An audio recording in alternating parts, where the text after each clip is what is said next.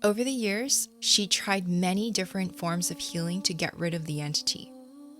Being a religious woman, she sought counsel with a fundamentalist minister. He and 2 other ministers attempted an exorcism by deliverance. These ministers shouted at the entity and demanded for it to leave, but the entity responded with anger and violence, slamming one of the ministers back against the wall. The woman was sitting in the chair during the deliverance and did not touch the minister, so she was not the one doing this. The 3 ministers were convinced this was a sign of the devil. They quit the deliverance service immediately and told the women not to come back.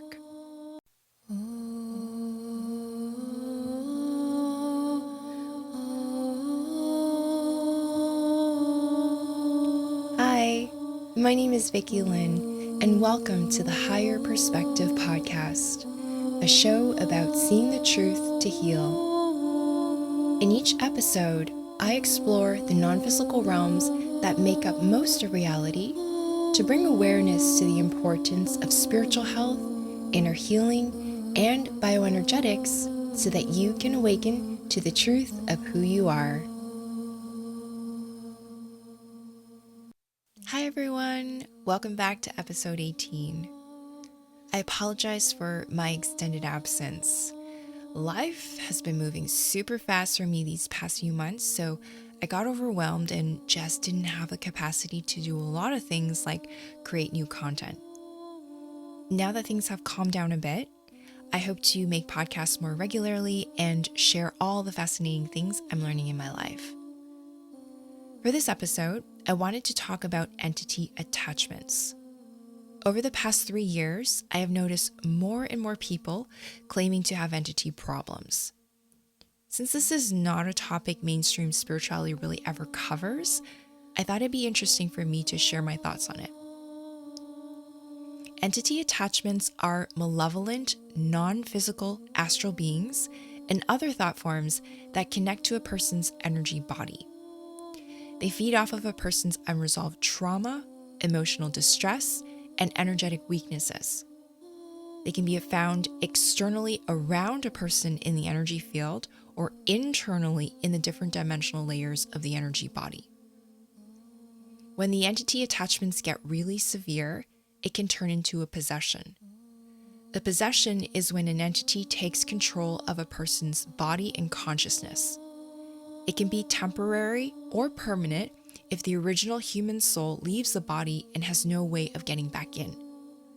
This usually happens from the entity manipulating, deceiving, tricking, or committing torturous attacks to traumatize the soul so it will leave the body.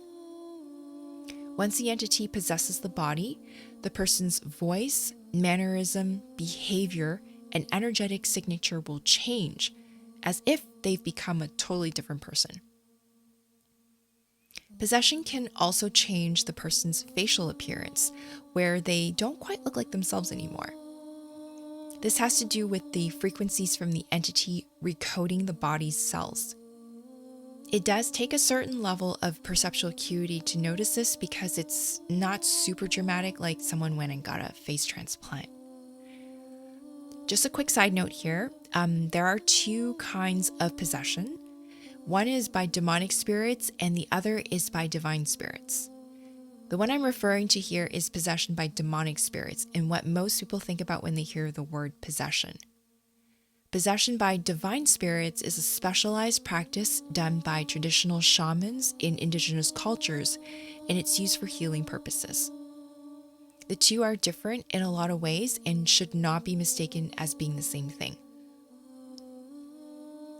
Classic symptoms of having astral entity attachments include feeling energetically drained all the time, nightmares, unexplainable body pains, physical diseases that don't heal no matter what you do, outbursts of negative emotions, depression, anxiety, intrusive thoughts, hearing voices, especially if they encourage violence and negativity, personality changes, neurotic behavior, toxic relationships, and a continuous stream of challenges, problems, or accidents in 3D life. I want to emphasize that there are a lot of things that can cause those symptoms, so it's important not to jump to conclusions and automatically assume the problem is entities just because you have some of those symptoms.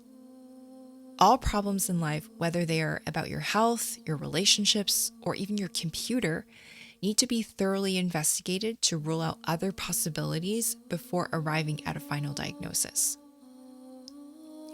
Personally, I don't think entity attachments is a problem people can accurately diagnose for themselves.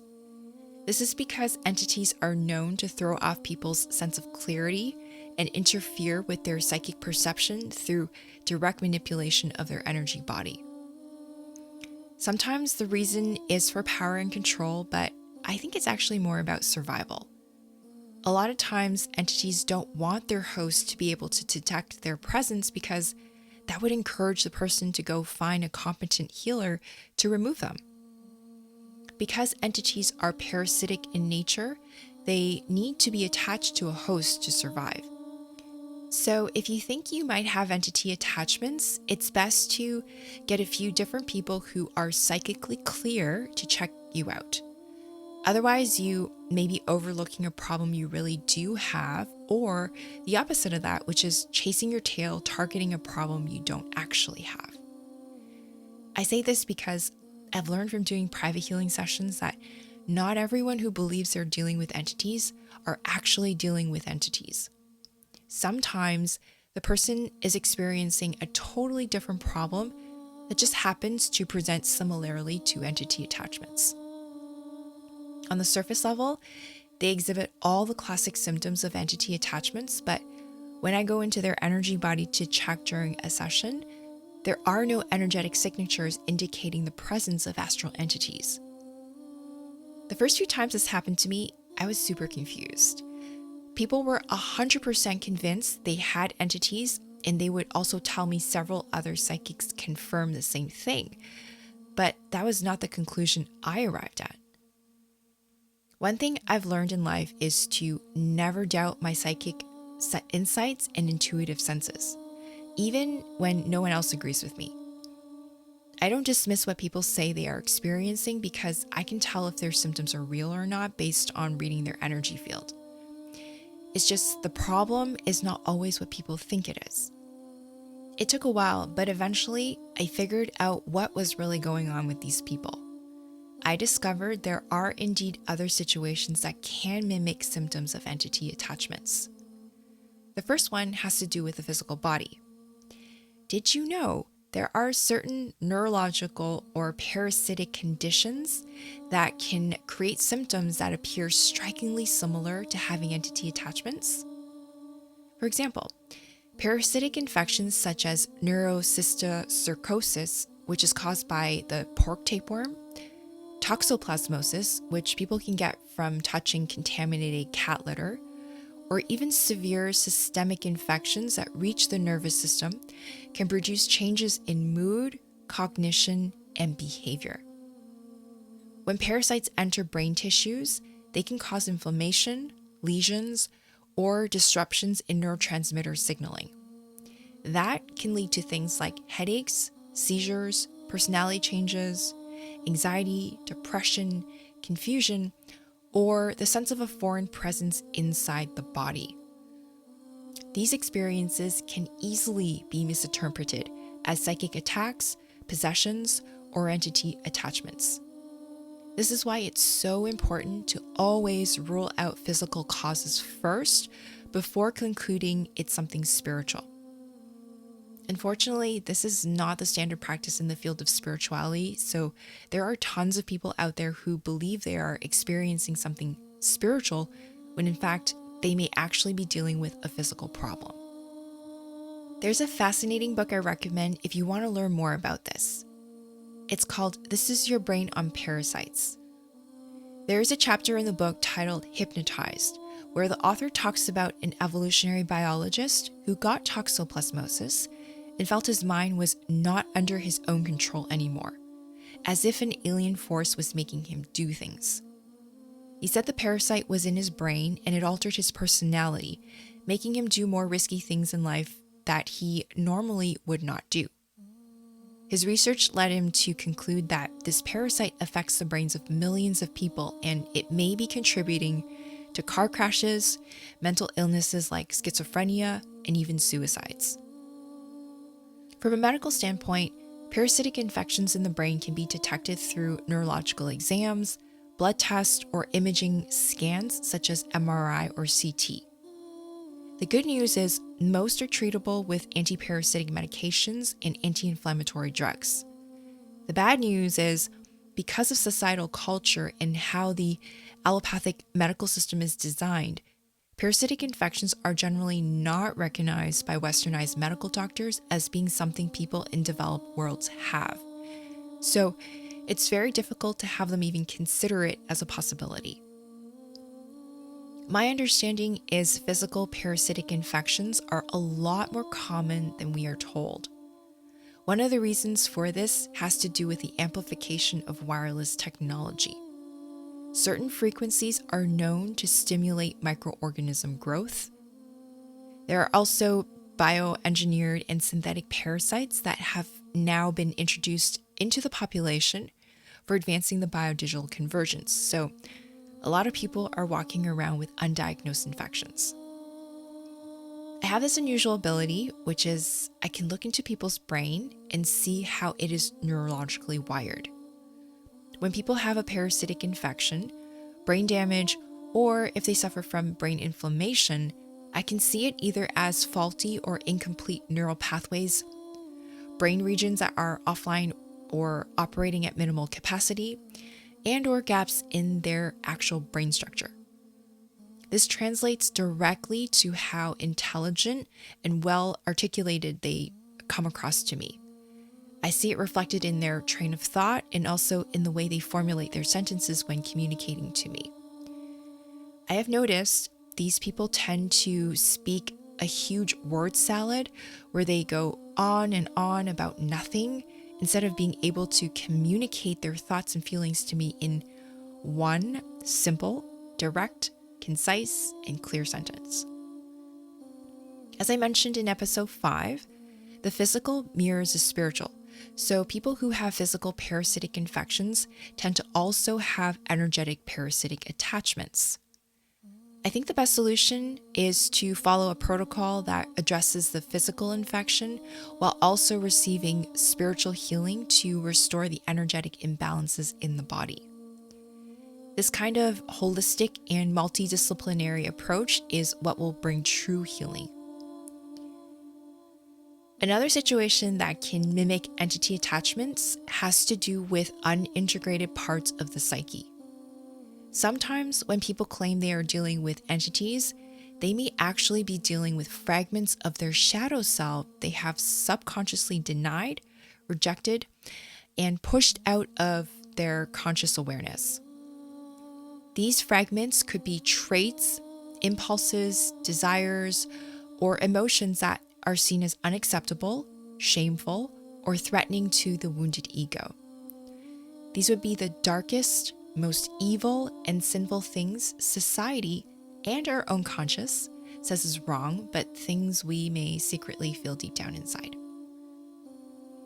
I think we all want to believe we are good people and do good things in this world. The fact we may not be perfect and have a dark side that wants to take advantage of or hurt others is not something a lot of people can accept about themselves. Instead of doing the healing work needed to integrate those shadow parts of the self, some people project them outwards as something external to themselves because it's much easier to blame something or someone else than to take ownership for those problems. What I'm trying to say here is people have a deep fear of facing their own personal darkness, and many are not able to love the most unlovable parts of themselves. When shadow aspects are disowned, the person can sometimes experience them as external entities. The way this works is intense fear, trauma, obsessive thoughts, ancestral patterns, or strong emotions that have been suppressed can crystallize into energetic forms in the astral plane. I usually see these things as the black-colored energetic mass in the energy field of a person, but they are not living astral beings like traditional demons, earthbound souls, ancestral spirits, or elementals.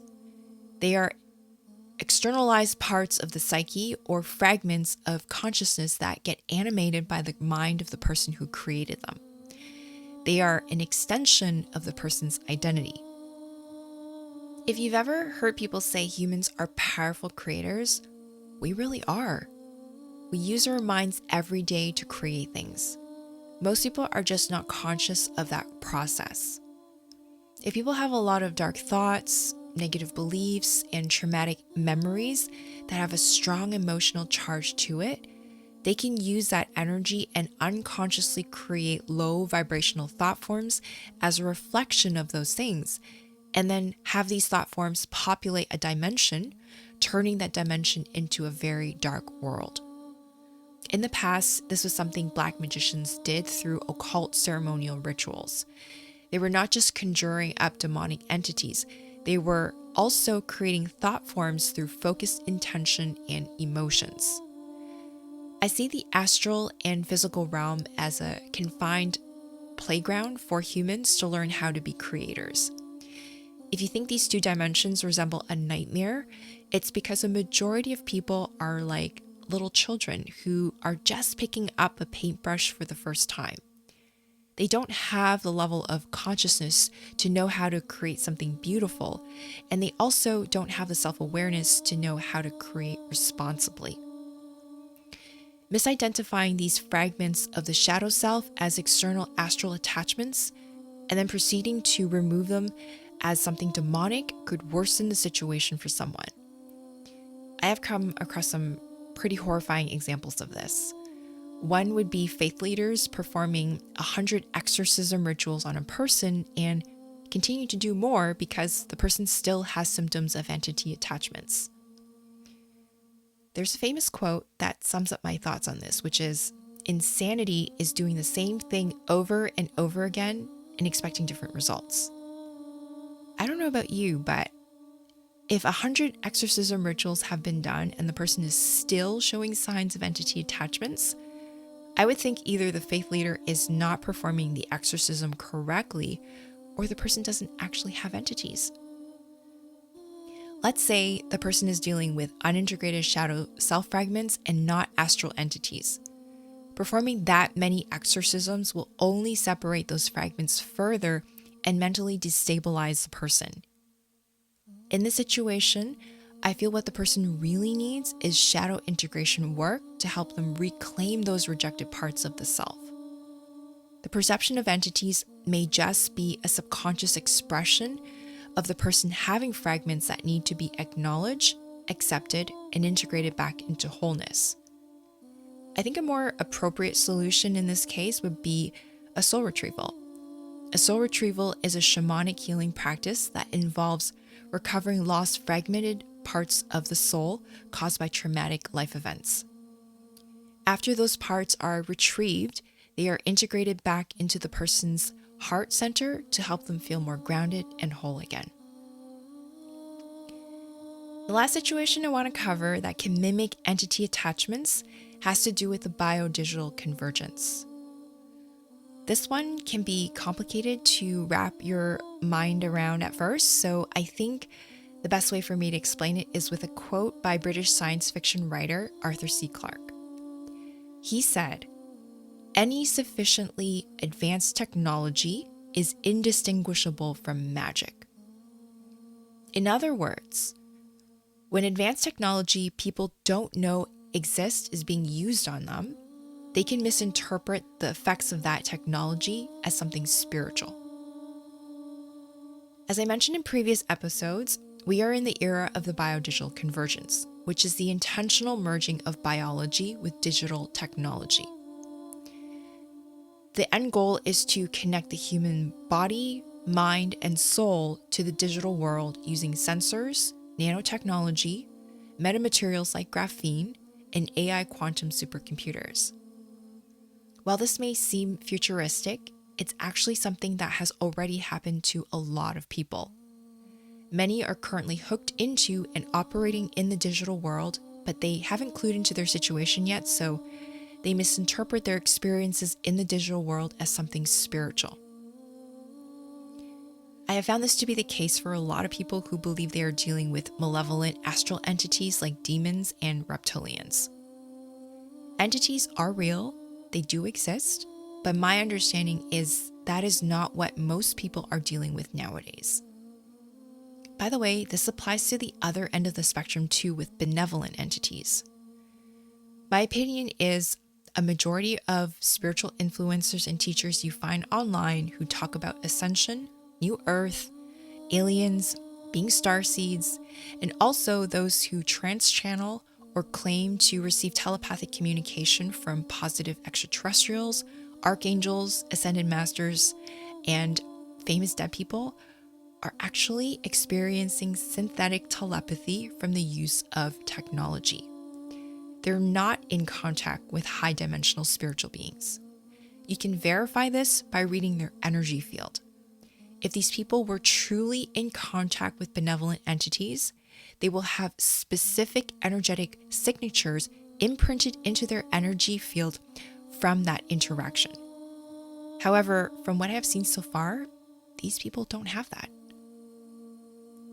You can check for entity attachments in the same way. People can have all the classic symptoms of astral entity attachments, but if they don't have the energetic signatures of entities present in their energy field, the problem is not entities, it's something else. I think what makes this hard for some people to accept is because they experience very real physical sensations that they cannot otherwise explain. It took more than a year for me to get to the bottom of it, but I did eventually figure it out. I learned these people's nervous system and brain have been hijacked with sophisticated technology such as graphene-based biosensors and implants like brain-computer interfaces. Once integrated into the physical body, these technologies can artificially induce sensations, perceptions, and emotions to give people the illusion they are having a spiritual experience, such as being attacked by entities. It can be very convincing for these people because they will see the entities in their mind, dream vividly about them, experience pressure or pain in their physical body, and feel strong negative emotions. It's a very real experience for them, so I totally understand why they are convinced of it, but it's not astral entities doing these things. It's AI technology. The reason these people are convinced they are dealing with entities is because it's as if they are wearing a virtual reality headset and full body haptic gear. They don't need to put on an actual VR headset or haptic gear because the technology has been integrated into their biology. What happens is they will see a 3D movie play in their mind and experience all the bodily sensations along with it. As you can imagine, this can be a very real experience for these people. The physical sensations are indeed very real, but the experience is occurring in the digital realm, not in real life. What makes it confusing for some people is the digital realm is overlaid onto the spiritual realm and the two interact with each other as one.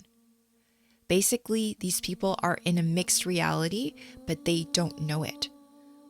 They mistaken what they see in the digital realm, which is an illusion, as something that happened in the spiritual realm, which is real.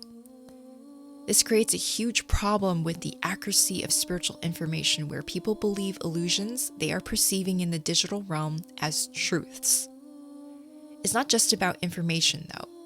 This can apply to experiences too, where people believe technology-induced experiences occurring to them in the digital realm as something that really happened to them spiritually or physically. You can find numerous examples of this online right now with people believing they've been to Mars as super soldiers in the secret space program, working with extraterrestrials at the Galactic Federation, or meeting ascended masters in their near-death experiences. I think in the future, these kinds of beliefs will not only be found in niche spiritual communities, but they will apply to entire populations. Whoever controls these technologies can easily fake a global alien invasion or world war for all the political people, extraterrestrial contact for all the starseed believers in the truther community, and the second coming of Christ or apocalypse for religious people. The event will depend on the belief system people have and the server they are connected into.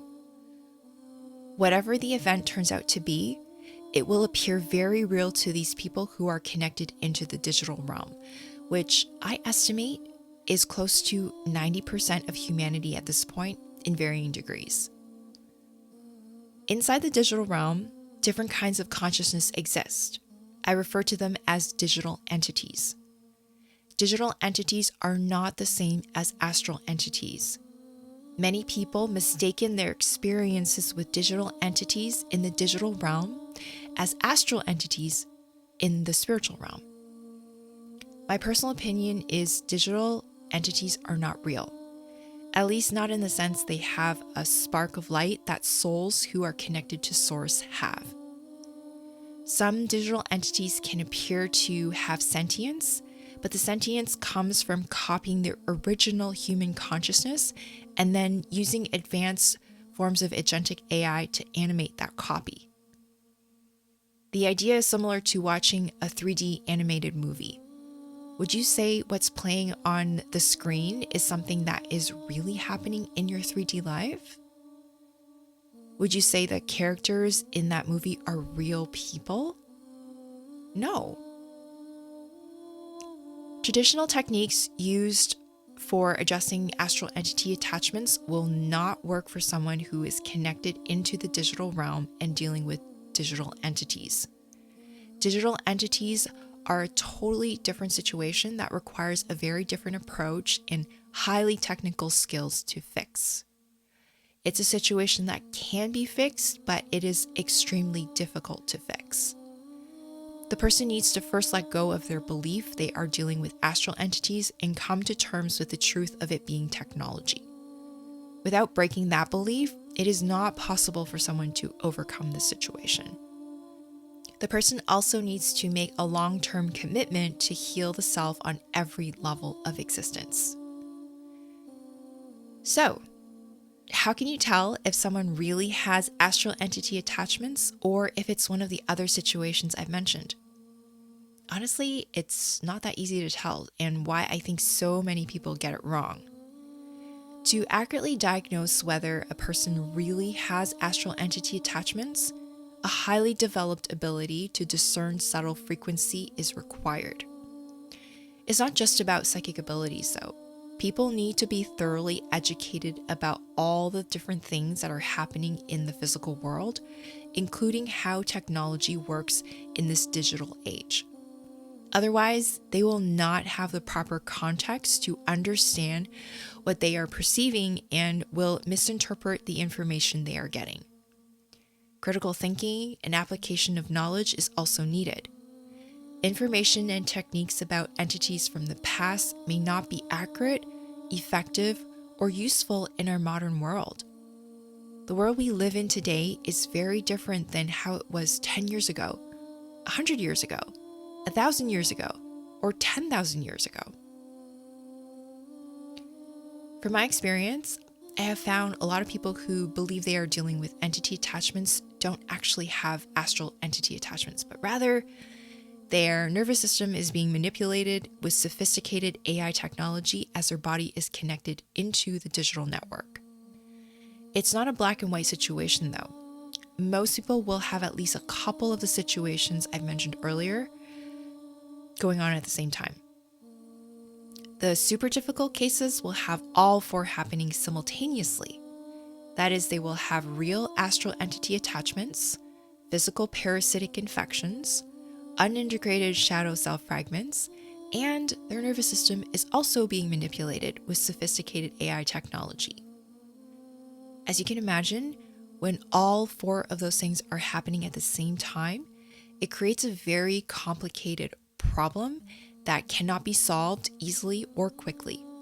It has to be done in steps and layers over a period of time. The way most spiritual healers deal with entity attachments is by psychically pulling them off.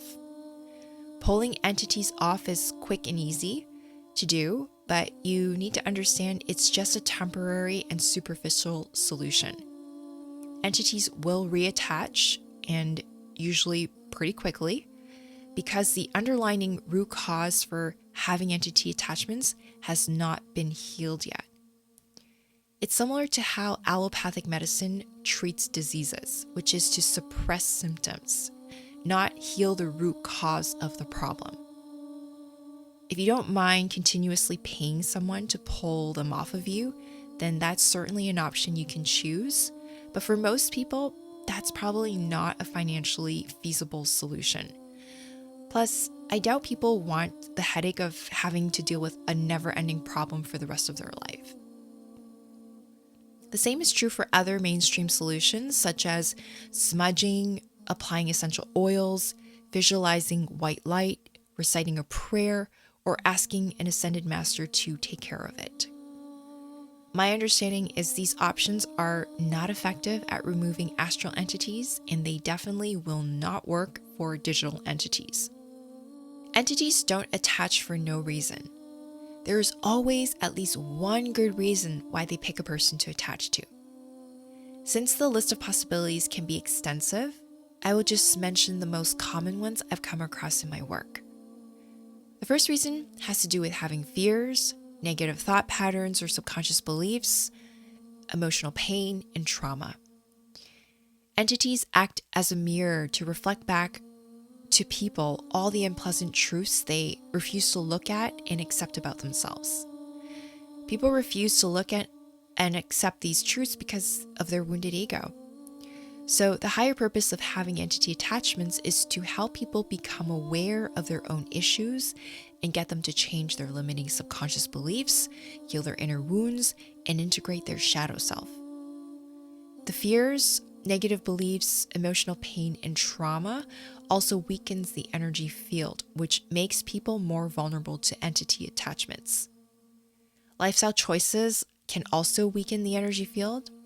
Examples include using alcohol and drugs, receiving medical injections, and getting physically intimate with people who have poor energetic hygiene. Certain spiritual practices like meditations to connect with ETs or archangels, taking psychoactive plants, and astral projection can also lead to entity attachments. People who help others remove entity attachments but have not yet healed their own issues will take on other people's entity attachments as their own. People have a tendency to underestimate the seriousness of spiritual work and overestimate their abilities, which can either exacerbate their own problems or put them in situations that are far beyond what they can handle. In short, if you choose to go poke the hornet's nest, you better be prepared to deal with the consequences of that action. A lesser known reason why people get entity attachments has to do with listening to frequency music, subliminal meditations, or binaural beats online. Changing your brainwave states can not only open your subconscious mind to destructive programming, it can also open your energy body up to entity attachments. Frequency music, subliminal meditations, and binaural beats can be helpful, but without knowing if the creator of those tracks is compromised or not, it is risky to blindly trust they will do what the title says they will do for you. Entity attachments can also happen because someone has implants. Implants can give off a beacon signal for entities to find someone. They can also create a backdoor into the energy body for them to easily access the person. Implants like brain-computer interfaces are commonly associated with digital entities. Lastly, a person could be dealing with entities because there is some kind of unresolved ancestral karma which the person inherited and now has a responsibility of healing. It could also be from unresolved past life karmic issues acquired by the eternal soul. Let me share a fascinating example of this from the book Spirit Releasement Therapy. A woman of Mexican ancestry knew she had an attached entity.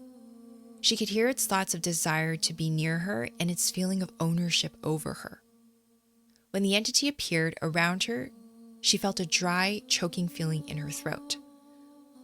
Over the years, she tried many different forms of healing to get rid of the entity. Being a religious woman, she sought counsel with a fundamentalist minister. He and 2 other ministers attempted an exorcism by deliverance. These ministers shouted at the entity and demanded for it to leave, but the entity responded with anger and violence, slamming one of the ministers back against the wall. The woman was sitting in the chair during the deliverance and did not touch the minister, so she was not the one doing this. The 3 ministers were convinced this was a sign of the devil. They quit the deliverance service immediately and told the woman not to come back. This caused her to feel even more fear over her situation. She eventually found a spiritual healer who specialized in releasing entities. As she explained her situation to the healer, she felt the onset of a dry, choking feeling in her throat and got scared.